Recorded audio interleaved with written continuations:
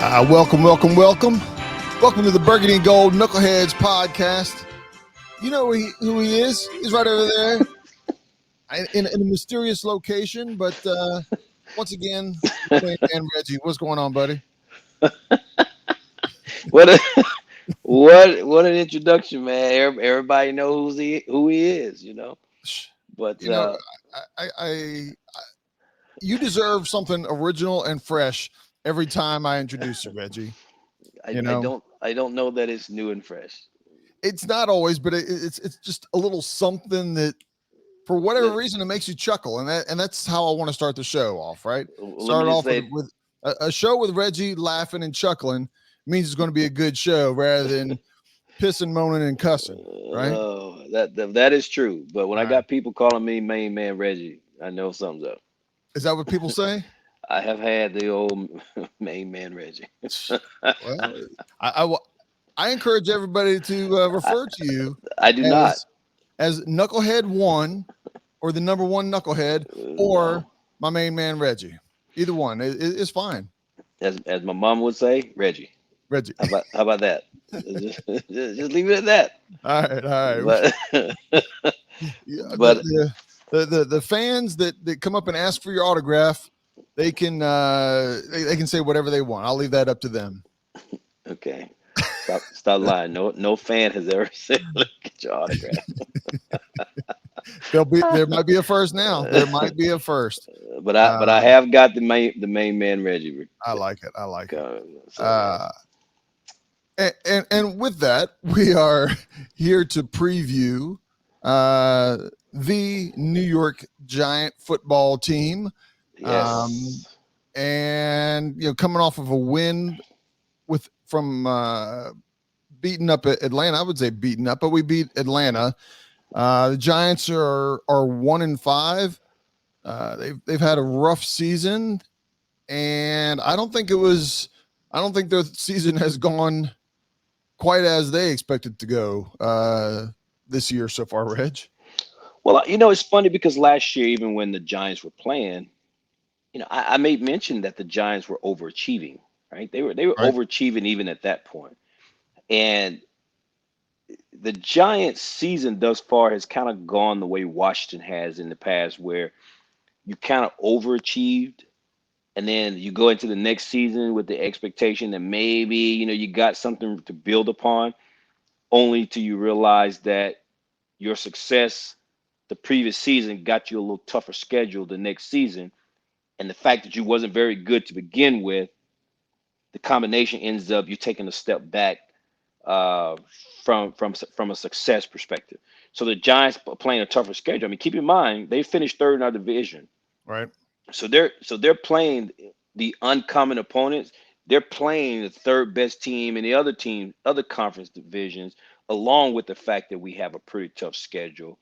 And oh, by the way, the team is taking a little bit of a step back because they overachieved last year. So all things considered, um, the Giants are struggling. But I will say, and I meant to write them down, but the Giants have also, with their, I think the 1-5, right? Correct. Of those five losses, they've played some pretty tough teams. I mean, they played a good Dallas team in Week 1. I think they played the Bills. Um, God, Arizona. Arizona's Arizona, their one win. Yeah. right? And then there was another team or two that was a very tough opponent early in the season. So although they've gotten five losses, they played some pretty good opponents. And so with that being the case, it goes back to the point I made here, which is it's a tougher schedule, and I think they've taken a little bit of a step back. And so now comes in a team that's 1-5, but they're playing to watch the Commanders. And for some reason, whenever Daniel Jones and the New York Giants play us, they look like perennial Super Bowl teams. Right. And I'll let you touch on it, but we do know that we're not sure who's going to start at quarterback, whether it's going to be Tyrod Taylor or Daniel Jones. But Daniel Jones has been our nemesis, man. That kid is in his sixth season, he's 5-1-1 against us, Right. and so he just looks like he, every year about this time we play. There's the funny picture that circulates on Twitter where's a picture of Michael Vick in whiteface, and they call it Daniel Jones. He runs like Michael Vick on us, doesn't he? Exactly. Yeah, So it's yeah, like that's funny. I don't know what it is, but Daniel Jones, man, but he looks like a Hall of Famer when he plays Washington. So Yeah, and you would think that this will be another year for Del Rio, has seen him enough to put a scheme or plan to limit his running, right? Daniel Jones, the number one thing that he's killed us with is his legs. right. Just the back breaking plays. Some of them have been very long, not just picking up 5 yards or 3 yards. He's had some 20, 30, 40-yard runs against us. And yeah, we can't have that at all. For those who didn't know, Daniel Jones did not play last week. He has a neck injury. They haven't confirmed whether he's playing this week or not. He was out there throwing the ball, but he's not been released for contact. All the indications are that he's not going to be playing this week. But time will tell if he gets cleared. But at this point, I don't think he's going to be playing this week. I think they're going to take another week to let. Again, we're talking about a neck injury. We're not talking about a twisted leg or something like that. Aggravating that or making it worse can easily turn into a season-ending injury. So I got a feeling that they're gonna take their time and let him come back and truly heal. Well, do you think he's not going to play, or do you think that New York is holding it close to the vest? Which I don't blame them. To force Washington to prepare for Tyrod Taylor and Daniel Jones, and knowing the fact that he could potentially play. They just may have set him out an extra day of practice, but doesn't necessarily mean he won't play on Sunday. I don't think So he's going to. I don't think my gut tells me he's not going to be playing.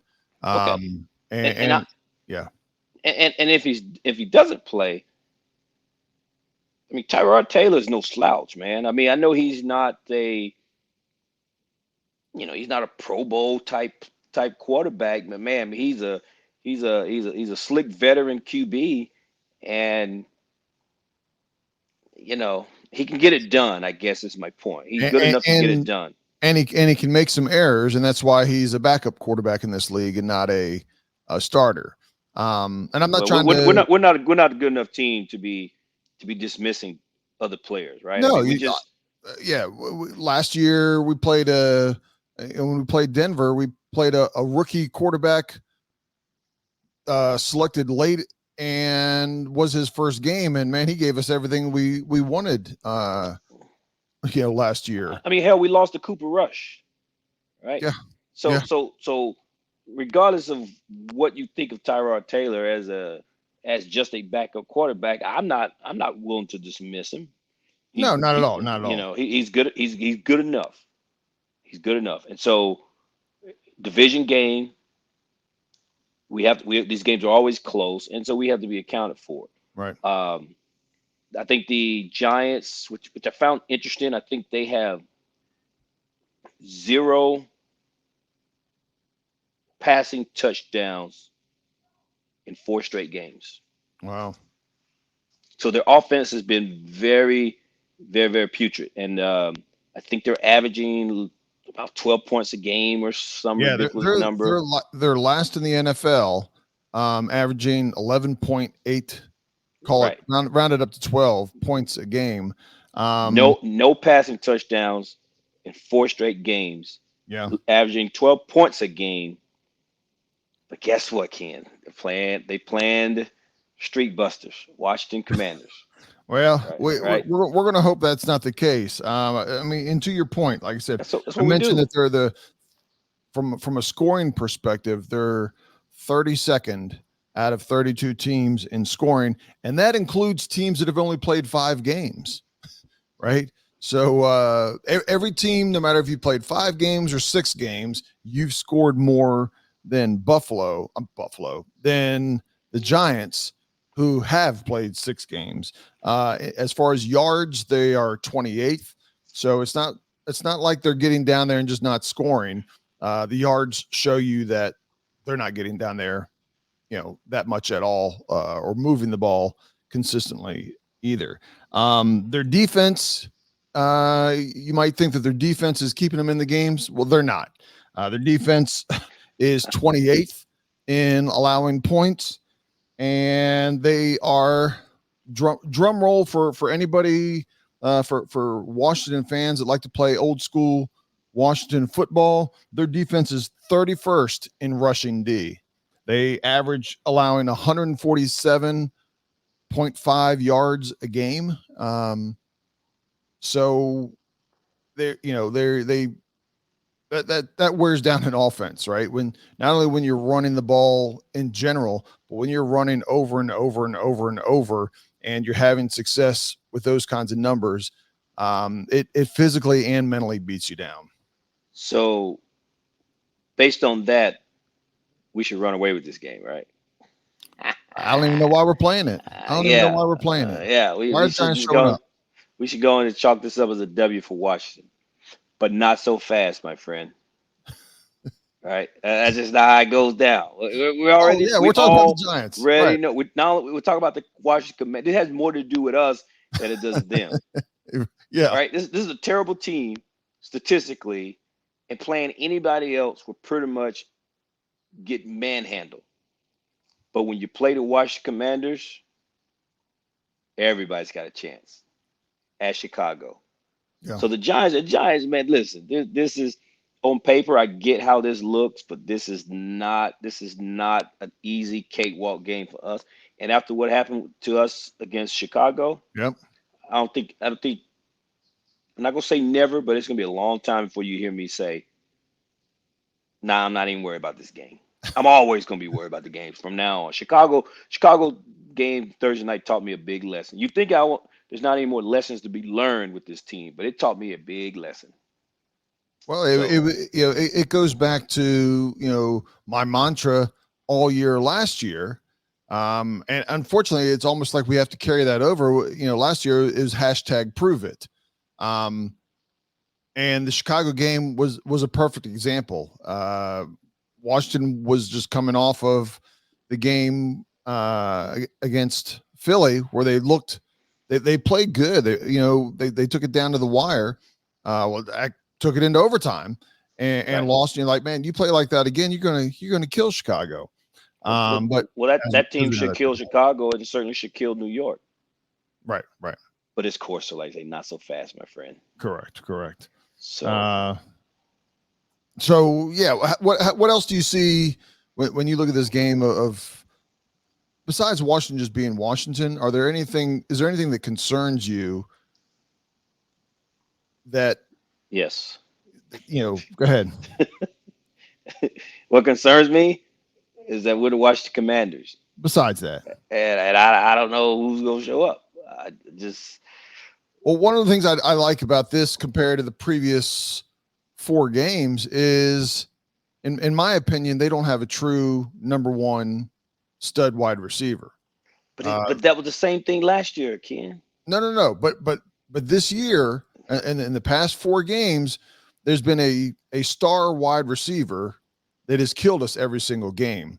It doesn't mean that they won't be successful passing.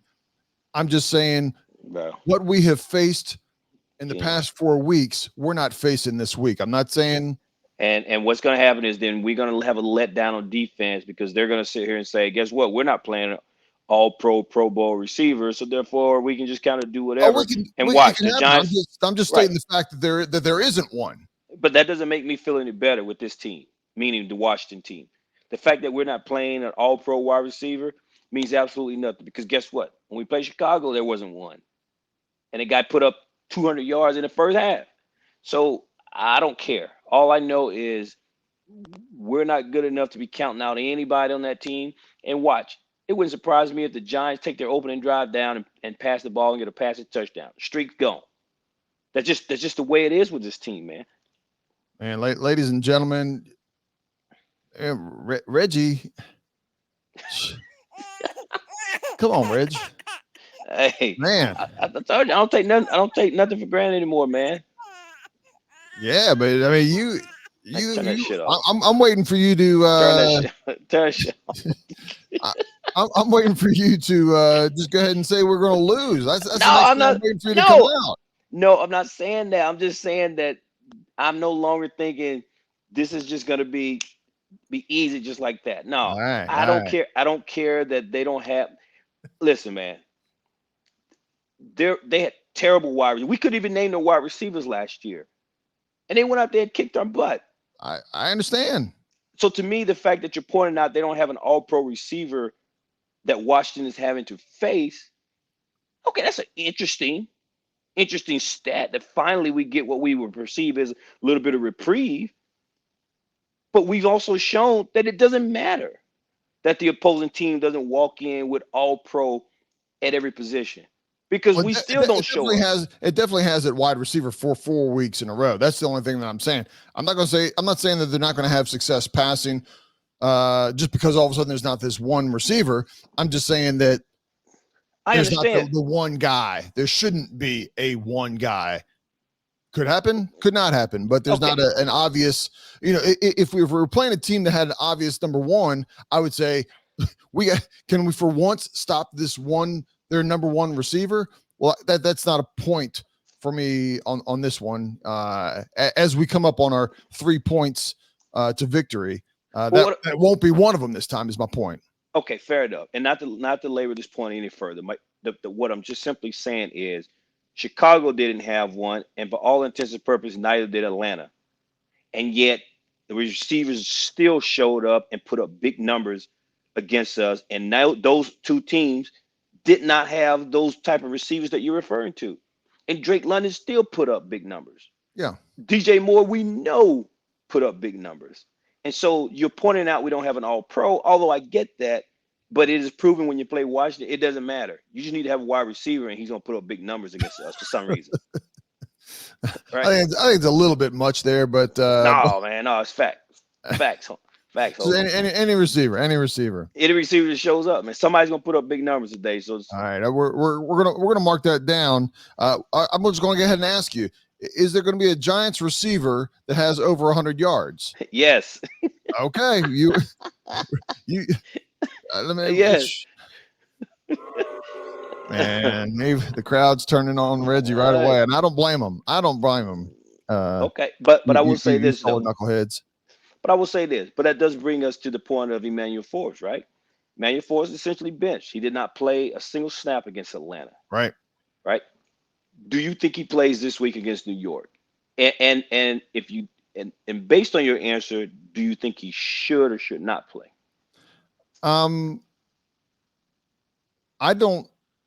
I see the obvious mistakes that he's making, right? We see those on the big plays. But from a coaching perspective and a scouting perspective, how is he on the other plays, right? When the ball's not coming to him, is his receiver wide open anyway? Is it a scheme thing? Is it a talent thing? Is it, what is it that is causing him to not be successful? And I don't have the answer right now. Hang on, but I don't want to dissect this game. What's that? I don't want to just dissect the game. I just want to know, do you think he should play? I think if it is something other than, if it's talent, then he should not play. Right? Because I can't coach you to be a better cornerback. Right. That's something that you can't just do that from week to week. That's something that takes time. It might take him weeks of practice of getting his techniques and everything down. At this point, we shouldn't have that problem. Ideally, he would play some. Not that he's going to play every snap. There's situations, maybe he's playing a third of the snaps. But yes, I would like for him to play because clearly he needs the experience, but I don't want the experience at the cost of losing the game. I don't think he should play. Yeah. I think he should at least sit down one more game because I think he needs to see that there's more to playing the position at this level and understand that you being aggressive is fine, but if it's to the detriment that you're killing the team, not only do you're not making the play and then you have some poor tackling, So it's a double whammy. I Right. think, and I don't think them benching him is a punishment as much as Ron said, he needs a reset. Okay, you kind of came in right away and you played the first few weeks, and it was baptism by fire. So now you need a couple weeks to sit down. So I'd be fine with them sitting him down for a second week. And I think next week we play uh after the Giants. Is it Philly or I New think so. England? I think it's Philly. Yeah. But I think I think he should be. I think they should sit him down one more game, and the only way that he comes in would be due to an injury. But I'd be perfectly fine without seeing Emmanuel Ford. But I'm not giving up on him, and I'm not one of these people that think he's a buzz. It was a waste of a first round pick. That's not it at all. I just think it would be good for him to sit and watch one more game. Yeah, I don't expect him to just be the starter and be out there for 80-90% of the plays. Um, Again, in situational, and again, this is going to be based on the coach's awareness of his strengths and weaknesses.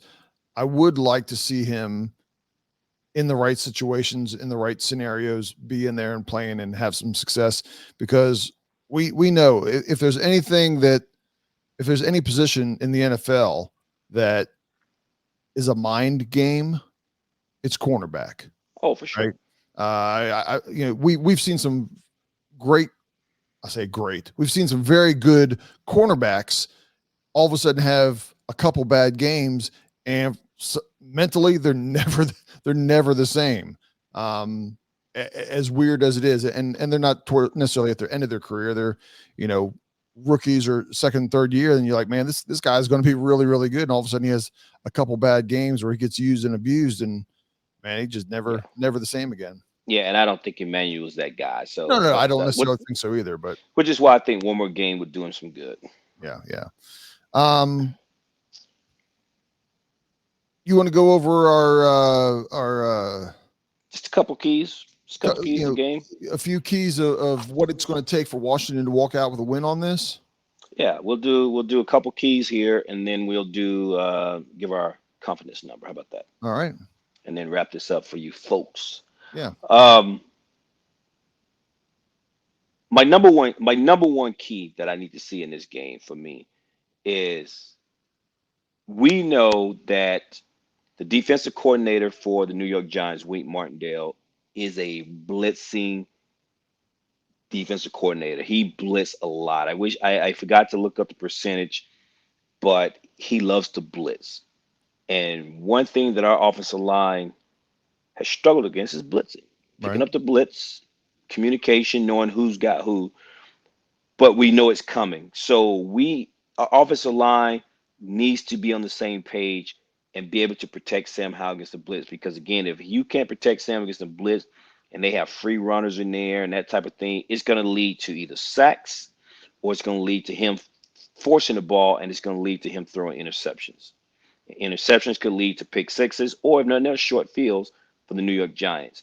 So my number one priority is the offensive line communicate or EB does some type of max protect, scheme it up, quick passes, but whatever it is that you need to do in order to force them to get away from some of the blitzing.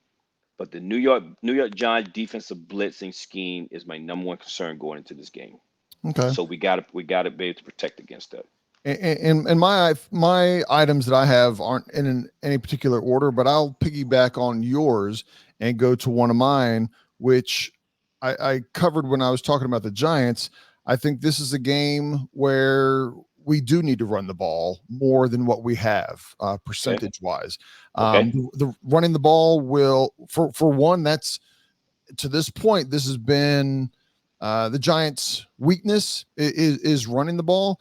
And then when you get the running established, that's going to help keep the linebackers back, and it helps Sam Howell set up a play action, right? The linebackers, the safeties, whoever are going to bite and have to treat play action as something they're concerned about. They're going to be looking at the run, and hopefully that'll open up more holes for the wide receivers for not just basic plays, but potentially some bigger plays if you can hold people in just that half a step that half a tick longer than without it. And to your point with linebackers, it'll make the linebackers play true as opposed to blitzing or dropping back in coverage or whatever their scheme is for that play.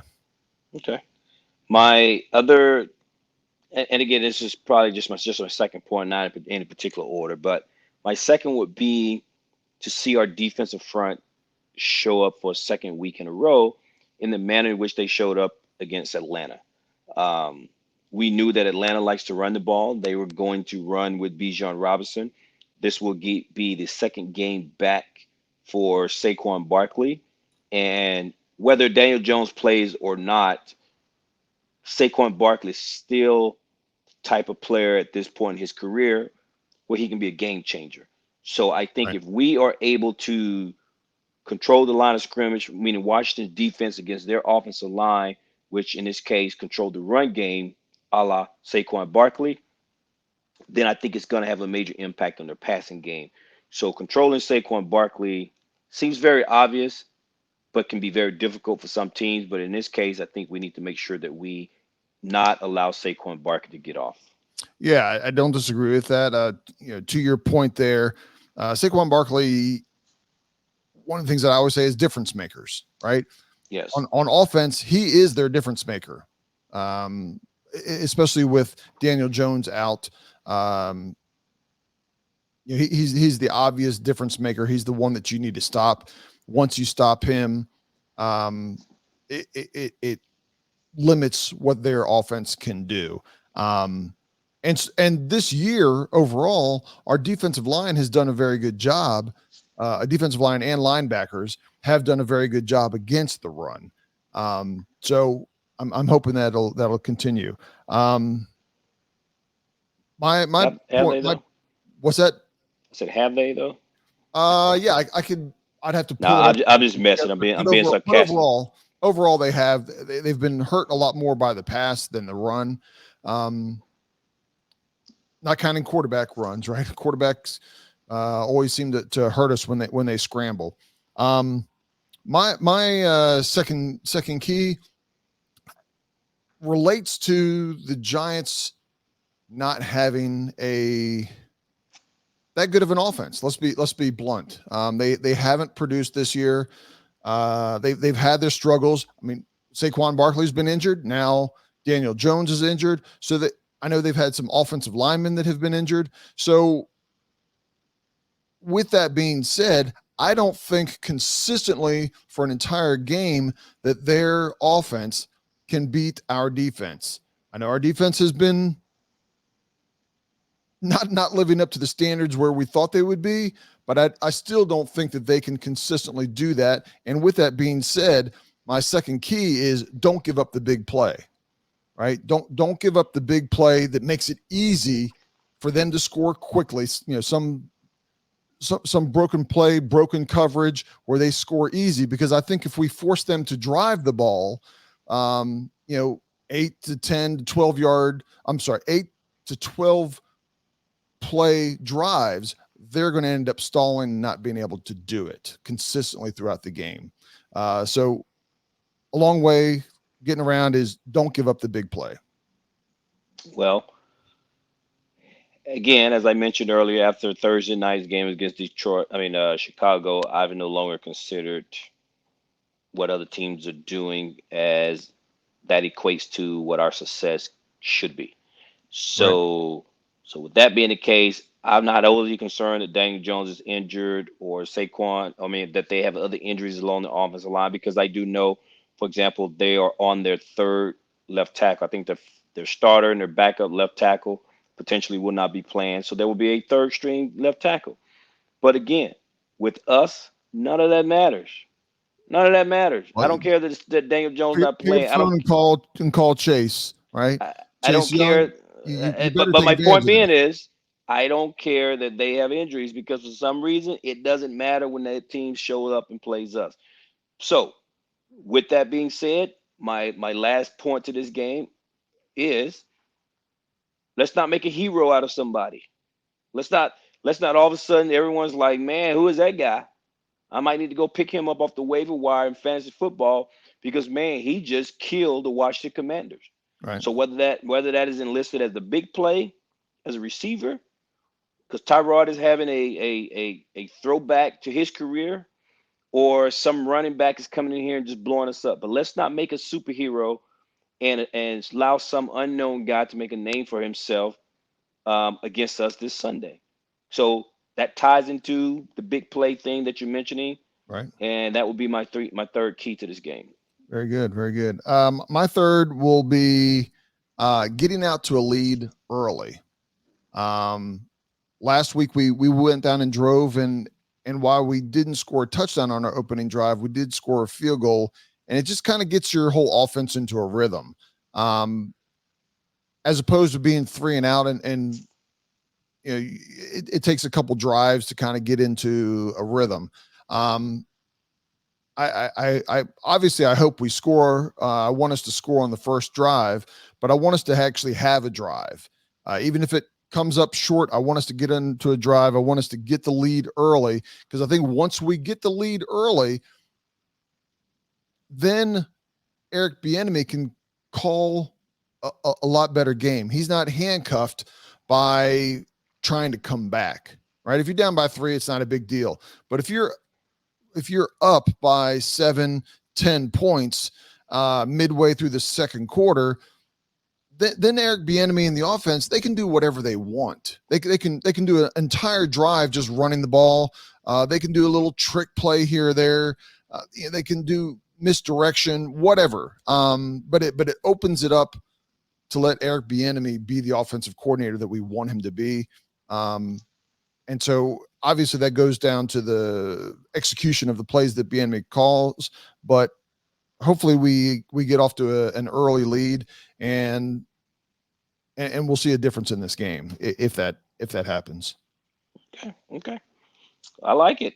I like it, man. So my 3 real quick were don't give up a big play, run the ball more than we have in past weeks. I'm not saying this has to be every game, but I think against the Giants, it's the way we should approach this game, and then also get the ball early. Reggie, you want to do your 3 real quick? Just Just a quick recap for my 3 is we need to the offense needs to be able to control the blitz of Wink Martindale. He's a pretty convincing blitzing defense coordinator.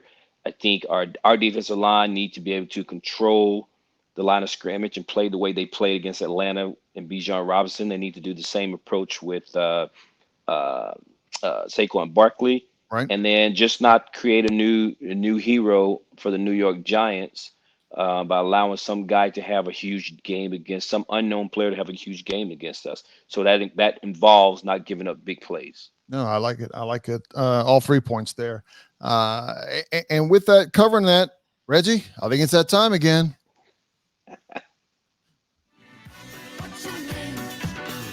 There it is. I think I saw Reggie's head bobbing to the music. He was getting into it. He did not. I assure you. Is that on your Spotify list? No, It's not. not. I thought that was on your Spotify rotation there, man. Man, that's our confidence number segment, sponsored by the Disco. Disco, ladies and gentlemen. Sponsored by 1974. Yes, or something like that. And with that, again, we've got our confidence level. It's a number between 1 and 10 of how confident are we that we're going to walk away with a win. Yes. And with Washington, maybe the number should never be more than 4 or 5. I don't know, but based on who we're playing, how we're playing, and other factors. Reggie, do you want to go first? You want me to go first? I'll go first. I'll keep mine short and sweet, man. As I've Okay. kind of alluded to in this podcast, Thursday night Chicago game has taught me never to just automatically think this team is going to get a win. And it will probably be like that for the rest of this year, unless they go on some crazy run and changes some things. But until then, I'm going to keep it very low. I think we should win this game, so therefore Okay. I'm not gonna give it a 4 or anything. So I'm gonna give it a 6. Six. It's a strong 6. A strong 6. Well, I don't disagree with you. There's no reason to go overboard with a with a real high number. Nobody's going 9 or 10 or anything like that this game, but I do think this plays well for Washington. Washington needs to take advantage of it. It's something that we haven't done consistently, but I like Washington walking away with a win on this, based off of everything we talked about with the struggles and problems that the Giants are going through. Again, you got to take advantage of it. You got to coach them up. You got to have the right game plan. You got to not turn the ball over, not give big plays, handle the blitz. It's a lot of the things we already talked about. But my number is a whopping 6.5. Man, So, I knew you was gonna do that. I knew you was going to do that. I got it written down. Where's the thing? I got it written down right there, 6.5. So I'm not trying to do it just to, you think I'm trying to do it just to go a notch better than you? Oh, yes, you would. You No, probably I just wrote was it not. down. I wasn't even paying promise. attention. You just wrote that down. Oh, what? I mean, yours was a strong 6. It wasn't a weak 6. It I is a don't know strong what that 6. means. A 6 is a 6. I mean, when I say what's 3 plus 3, I don't say it's a strong 6 or a weak 6. Well, 3 It's plus just 3 is 6. strong 6. It's pretty strong. Can't change it. Locked it in, huh? It locked in, man. It's just like the boom. But this game is in New York too, man. So there's a lot of things. I know everything is set up good for us to what we should walk away with this. But again, if you've been a fan of this team for a long time, you know these are also the kind of games Washington would just go, man, and they'll just poop the bed. So Yeah. But- These be the ones that drive the fans crazy. yes, Right? yes. So I'm gonna give it a strong 6. I'm not overly confident, but we should win. But man, Yeah. you see my confidence is a little bit shaken by the fact that I couldn't go above a 6 on it. So. I was worried it might not be that high the way you were talking earlier there, man. Even the fans, the Knucklehead fans, studio audience was a little concerned about you. Hey man, hey, facts. Well, with that, you got anything else you want to cover here, Reg? That's it, man. Hopefully, so I should be back in town, man. We can get back to our regular studio and all that kind of stuff. And so for the folks, thanks for bearing with us the past few games. Maybe the quality has not been up to par as it normally is, but it's part of life. Got to move around. We travel a little bit. We've both been traveling, things of that nature. So we still try to bring the content, even remotely. So appreciate you sticking out with us, Absolutely. out with us, and continue to tune in. So, but other than that, man, I don't have anything else. Go Commanders, I guess. Yeah, we'll be glad when Reggie it's safe and clear for him to come out of his secret bunker. But until then, peace out, knuckleheads. Peace out, y'all.